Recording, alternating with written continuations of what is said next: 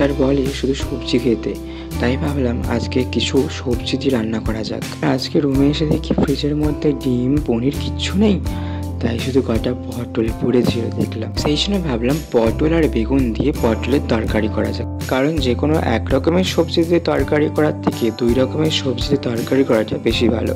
দুটো সবজির উপকারিতাও পাওয়া যাবে এবং তরকারিটার টেস্টটাও দারুণ হবে। সেই জন্য তেলটা গরম করে তার মধ্যে আলু, বেগুন, পটলটা আমি একটু হালকা ফ্রাই করে নিয়েছি।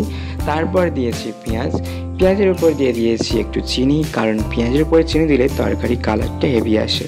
সব কিছু ভালো করে মিক্স করে নিয়ে সেই গুঁড়ো মশলার বন্ধুত্বটাকে দিয়ে দেবে, মানে হলুদ গুঁড়ো, লঙ্কা গুঁড়ো, হালকা করে নুন, জিরে গুঁড়ো, ধনে গুঁড়ো, একটু কাশ্মীরি মির্চি পাউডার, যদি চাও তোমরা এর মধ্যে কিন্তু একটু সবজি মশলাও দিতে পারো। যখন দেখবে মশলার সাথে ভালো করে কষানো হয়ে গেছে সবজিগুলো, তখন কুচি কুচি করে কেটে রাখা টমেটোগুলো দিয়ে দেবে।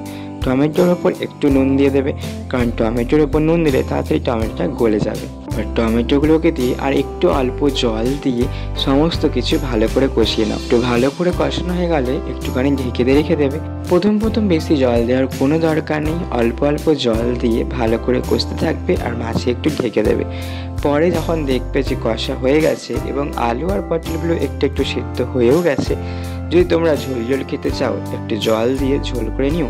যদি শুকনো শুকনো খেতে চাও তাহলে কম জল দিয়ে শুকনো শুকনো নামিয়ে নিও। আমার ভিডিওতে একজন কমেন্ট করেছে, ভাই তোর দ্বারা হবে না। আমি তাকে বলতে চাই, হবে কি হবে না জানি না, কিন্তু চেষ্টা করতে ক্ষতি নেই, চেষ্টাটাই সব থেকে বড় ব্যাপার। এবার কি, এবার এদেরকে একটু একটু করে ফুটতে দাও। তোমার যদি হাতে অন্য কাজ থাকে তুমি গিয়ে কাজ সেরে নাও। ভিডিও ভালো লাগলে একটা লাইক করে কমেন্ট করে দিও। টাটা।